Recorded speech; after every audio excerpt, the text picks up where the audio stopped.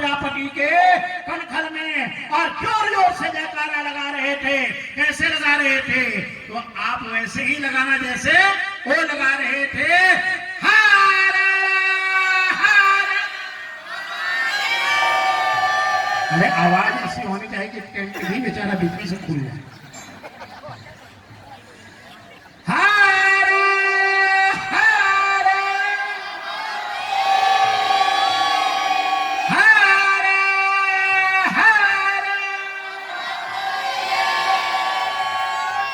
जब हर हर महादेव हुआ तो दक्ष प्रजापति जो यज्ञ में बैठे हुए थे अभी बस के स्टार्ट ही होने हो गया। बोले ये हल्ला गुल्ला कहां से आ रहा है? बोले महाराज कुछ अवैध तत्व हैं, वो लगता है यज्ञ में विघ्न करना चाहते हैं, तो आप अपने गणों को भेजिए। और तब तक महाराज सती जी वहां यज्ञशाला के पास पधार गई।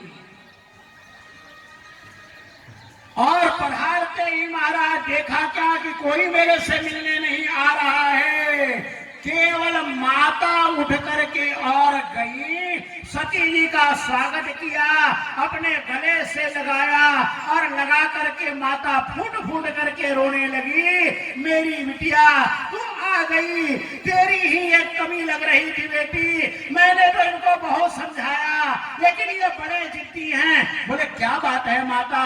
बोले ये सब कुछ। अरे बिटिया तू आई है, आज जमाई साहब नहीं आए क्या? बोले माता जी जमाई साहब जी जम करके वहां ज्ञान दे रहे हैं। ये जो जमाई है ना महाराज, जमाई को ना हमारे यहाँ 10वां ग्रह कहा गया है। जमाई को जानते हो? ये 10वां ग्रह है। 9 ग्रह तो होते हैं लेकिन ये 10वां ग्रह है। बोले महाराज रहता कहाँ है? बोले कन्या राशि के ऊपर रहता है। बोले कभी खुश हो जाता है, कभी नाराज हो जाता है। बोले कदा रुष्टो कदा तुष्टो, रुष्टो तुष्टो कदा छने छने। बोले कन्या राशि स्थितो नित्यम जमाता 10मो ग्रह। बोले सारी जिंदगी एक राशि पर रहता है, कन्या राशि पर रहता है, इसलिए जमाई 10वां ग्रह है। बोले बिटिया जमाई जी नहीं आए क्या? बोले माता जी पहले तो मैं ये पूछ रहा हूं कि ये हो क्या रहा है? प्रसूति जी ने कहा बिटिया तुम्हारे पिताजी यज्ञ करा रहे हैं। बोले ये तो बात ठीक है लेकिन बहनें भी मिलने के लिए जब तक माता जी को देखा तो वो स्वामी जी ने यहाँ पर लिखा है कि बहनें आई लेकिन आप करके गले मिली और मिलते मिलते महाराज कुटिल मुस्कान मार रही थी। ये कुटिल मुस्कान का मतलब जाने हैं? इस मुस्कान के पीछे बहुत से अर्थ होते हैं। वो इसलिए मुस्कान मार रही थी कि आजकल भीख मांग करके ही काम चलता है कि कुछ खेती बाड़ी करना भी सीख लिया। दूसरे के मन में आया अरे आजकल थोड़ा कपड़ा लत्ता पहनना सीख गया है कि नहीं, कि वो चमड़ा ही पहन करके रहता है। अरे ब्याह के तो बड़े जोर शोर से ले गया लेकिन आज तक इतने साल हो गए कोई मकान ना बना पाया। 2 कमरों का कम से कम मकान ही बना कि नहीं बना, क्योंकि बहनें महाराज आपस में होती है ना तो बड़ी मुस्कुराती हुई और ऐसे देखती हैं अरे कुछ कर रहे हैं कि नहीं आजकल। बोले क्या करें बहना, लॉकडाउन चल रहा है। लॉकडाउन में सारा धंधा बंद हो गया। बोले केवल घर पे बैठे रहते हैं, कीर्तन करते रहते हैं। श्री राम जय राम जय जय राम, श्री राम जय राम जय जय राम, और जीवने के लिए दोनों टाइम मांगते हैं। जीवना तो बंद नहीं हुआ लेकिन काम धंधा सब बंद हो गया है। क्या करें? सती जी ने देखा कि भगवान शंकर का कोई अंश नहीं है, तो सती जी ने महाराज पहले तो ब्रह्मा जी को डांटा, विष्णु जी को डांटा, दक्ष प्रजापति से विवाद होने लगा। दक्ष प्रजापति ने सती जी को कहा, अरे ये बता कि तेरे को इस यज्ञ के अंदर बुलाया किसने था? ऐसे तो इस यज्ञ में पहले भी कोई कुछ घटना घट गई थी, क्योंकि भगवान शंकर के जो गण थे दधीची इत्यादि, वो यज्ञ से निकल करके बाहर चले गए। अब बड़े ही जोर से सती जी उनको डांट करके और एक एक बात समझाने लगी। किम शिवम सुर सामान्यम मत्वा कार्षित अनादरम भ्रष्ट बुद्धि भवान अद्य जातोसी जनकाधम। रुद्र संहिता का जो सती खंड है उसका 29वें अध्याय का 10वां श्लोक है। सती जी ने कहा, पिताजी आजकल आपकी बुद्धि ना भ्रष्ट हो गई है, लगता है यज्ञ करते करते यज्ञ का धुआं ना आपकी खोपड़ी में घुस गया है, और आपकी खोपड़ी में घुस जाने के कारण ना आपका जो दिल है, आपका जो दिमाग है, वो दोनों काले हो गए हैं, मलिन हो गए हैं।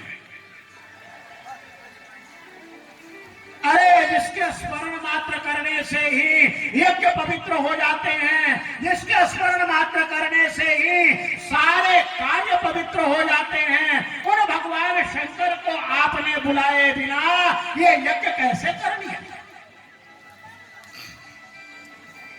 द्रव्यम मंत्रादिकम सर्वम हव्यम कव्यम चयन्मयम। पिताजी ये बताइए, द्रव्य मंत्र क्रिया यजमान ये कोई महादेव से अलग है क्या? ये सब महादेव के रूप हैं। यज्ञम यज्ञ विदाम करता, यज्ञ स्वयं भगवान शंकर हैं, यज्ञ की सामग्री स्वयं भगवान शंकर हैं, यज्ञ के अंदर जो वेद पाठ करने वाले हैं वो भगवान शंकर हैं, यज्ञ की जो यज्ञशाला है वो भगवान शंकर हैं, यज्ञ की वेदी है वो भगवान शंकर हैं, यज्ञ की सामग्री भगवान शंकर हैं, और यज्ञ करने वाले भी भगवान शंकर हैं। लेकिन आपने क्या समझ के उनको नहीं बुलाया? किम शिवम सुर सामान्यम मत्वा कार्षित अनादर भ्रष्ट बुद्धि भवानद्यो जातोसी जनकाधमा। हे पिताजी, जनकाधम का, हे अधम पिताजी, आपने महादेव का अपमान किया है। क्यों विष्णु जी आपको पता नहीं? क्यों ब्रह्मा जी आपको याद नहीं है कि जिस समय भगवान शंकर ने आपका एक सिर काट लिया था?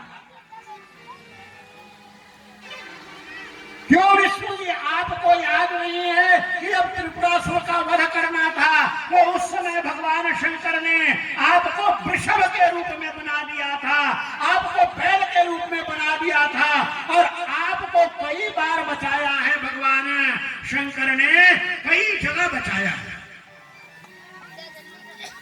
और एक एक देवताओं को, एक एक ऋषियों को डांटने लगी और कहने लगी, पिताजी ये आपने बड़ा अनर्थ किया है, जहां पर महादेव नहीं वो यज्ञ कभी सफल नहीं होगा। पिताजी ये आज समझ लीजिए कि बड़ा भारी अनर्थ होने वाला है, ये यज्ञ आपका परिपूर्ण नहीं होगा, और आप भी नाना प्रकार के दुख भोग करके और फिर आप अपने मुख को विकृत कर लेंगे, क्योंकि जो शिव का भजन नहीं करता है उसका कभी भी कल्याण नहीं हो सकता। ऐसा कह करके तो दक्ष प्रजापति भगवान शंकर की निंदा करने लगे। तब सती ने कहा कि शिव निंदा को सुनने वाले को मार देना चाहिए जो शिव की निंदा करे, और यदि उसकी जिह्वा न काट सको तो अपने को वहां से हट जाना चाहिए। आपने इस शरीर को पैदा किया है पिताजी, इसलिए जब मैं लौट करके कैलाश जाऊंगी तो भगवान शंकर आपके गोत्र से मुझे बुलाएंगे, व्यंग करेंगे, कहो दाक्षायणी क्या बात है। वह व्यंग में सहन करने लायक नहीं हूं, इसलिए इस यज्ञ के अंदर ही मैं अपने शरीर का परित्याग करूंगी। भगवती ने उसी समय योग की अवधारणा की और योग की अवधारणा करके महाराज अपान को प्राण के साथ मिलाया और प्राण अपान को मिला करके भगवती ने ब्रह्मरंध्र का छेदन किया और ब्रह्मरंध्र का महाराज छेदन करके ज्वाला के रूप में भगवती निकल गई और वही जाकर के पर्वत के ऊपर गिरी। उन्हीं का नाम ज्वाला मुखी पड़ा। वो ज्वालामुखी मैया की हर हर। इधर शिवगण महाराज उत्पाद करने लगे। भृगु जी ने आहुति दी महाराज और आहुति के द्वारा अपने मंत्र के द्वारा जो ऋभुगण थे उत्पन्न किए। ऋभुगण और शिवगणों का बड़ा भारी संघर्ष हुआ। ऋभुगण बड़े तगड़े निकले, महाराज शिवगणों को उन्होंने हरा दिया और शिवगण भाग के रोते हाथ पैर पकड़ते गए भगवान शंकर के पास और कहने लगे महादेव महादेव अनर्थ हो गया, अनर्थ हो गया। भगवान शंकर तो सब जानते हैं। गणों ने विस्तार से बतलाया। फिर भगवान शंकर ने नारद जी को बुलाया कि नारद जी असली में बताओ वहां क्या हुआ। नारद जी ने जब भगवान शंकर को सारी बात बताई तो उसी समय भगवान शंकर का क्रोध उज्ज्वल कर गया। और जब भगवान शंकर का क्रोध होता है ना, भगवान शंकर कैसे नृत्य करते हैं। जटाकटाह संभ्रमण भ्रमण निलिम्प निर्झरी विलोलवीति वल्लरी विराजमान मूर्धनि धगत धगत धगत बल ललाट पट्ट पावके किशोर चंद्रशेखरे रति प्रतीक्षणम ममा। उसी समय भगवान शंकर ने अपनी एक जटा तोड़ी और जटा तोड़ करके भगवान शंकर ने एक शिला के ऊपर जोर से मारा और जोर से मारते ही आवाज हुई भयंकर आवाज हुई। वो जटा दो विभाग में विभक्त हो गया। एक से उत्पन्न हुए वीरभद्र और दूसरे से उत्पन्न हुई महाराज हजार हजार अस्त्र धारण करने वाली हाथों वाली भद्रकाली, हजार भुजा के वीरभद्र और हजार भुजा के भद्रकाली। दोनों ने भगवान शंकर को प्रणाम किया और प्रणाम करने के बाद वीरभद्र जी कहने लगे बोले महाराज क्या कार्य है बताइए तो। आपकी यदि कृपा होए तो संपूर्ण ब्रह्मांड को मैं चूरा चूरा करके और मिट्टी में मिला दूंगा, समुद्र के अंदर डुबा दूंगा। भगवान शंकर ने कहा इस समय केवल एक कार्य है, जाओ और ब्राह्मण लोग वहां आए हैं, यज्ञ करा रहे हैं, तो जिसको जैसी उचित दक्षिणा होना सबको दक्षिणा लेके आओ। समझ गए हमारी बात। और ये दक्ष प्रजापति जो है ना बड़ा भारी अभिमान से यज्ञ कर रहा है, उसको भी पूरा फल देके आओ। जो जैसा मिले उसको वैसा फल दे देना। अब इधर से महाराज भगवान शंकर के अरबों खरबों, करोड़ों नहीं अरबों खरबों। और जब गण वहां से महाराज चले तो जोर से उन्होंने जयकारा लगाया हर हर हर हर। और महाराज इधर अपशकुन होने लगा। गीध ने दक्ष प्रजापति के सिर को छू करके और दक्षिण दिशा चला गया। जब रात को दक्ष प्रजापति सोए हुए थे, उनको नाना प्रकार के अपशकुन आने लगे। अब ऐसा अपशकुन आने लगा कि अपने को तेल में नहाया हुआ दिखाने लगे, अपने को बिना सिर के देखने लगे। अब भागे भागे सुबह उठ करके संध्या इत्यादि करके और ब्रह्मा जी के पास गए, विष्णु जी के पास गए, बोले महाराज अब हमें बचाइए।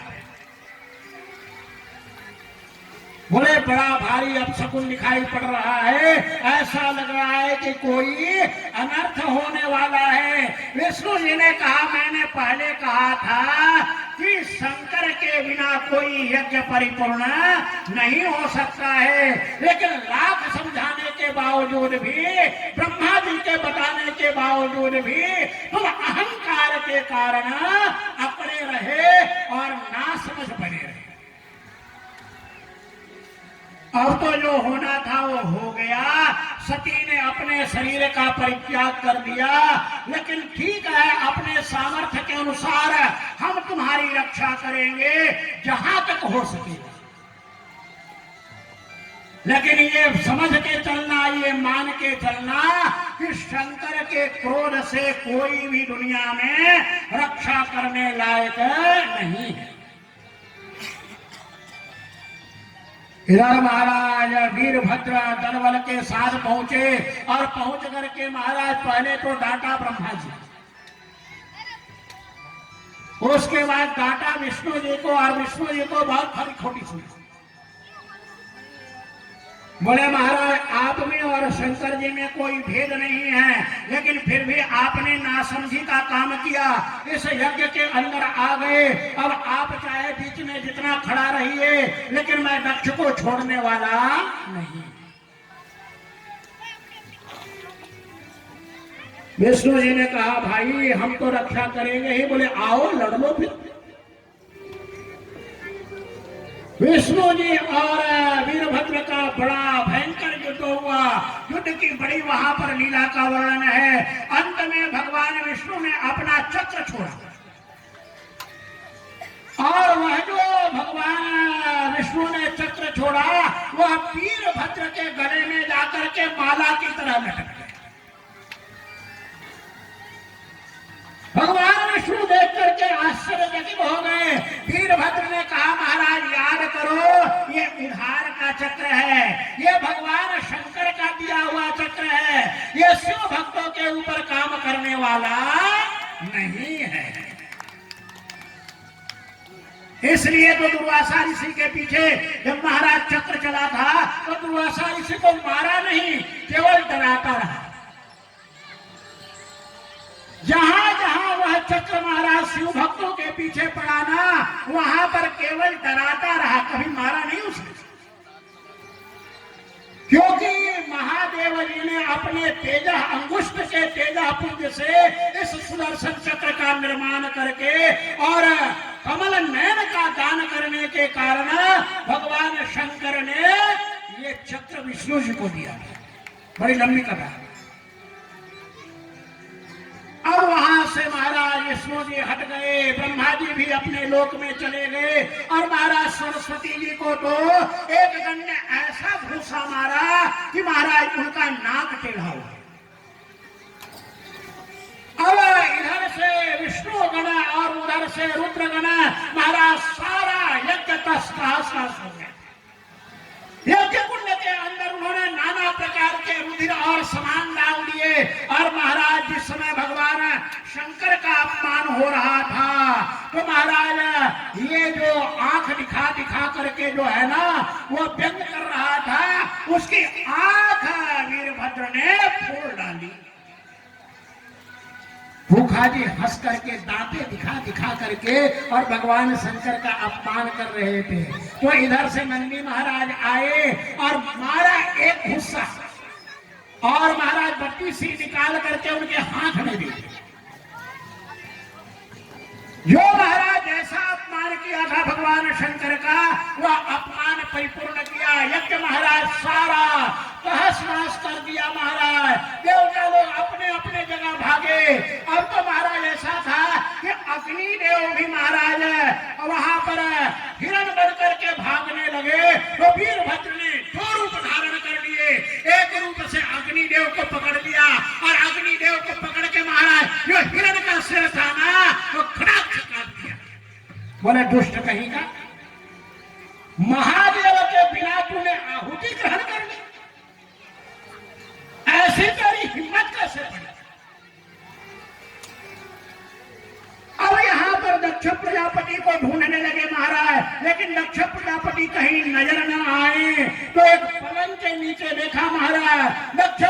प्रजापति वहां कांप रहे थे। वीरभद्र ने कहा अब लास्ट में संपूर्ण फल तो दक्ष यज्ञ करने वाले को मिलता है, निकल।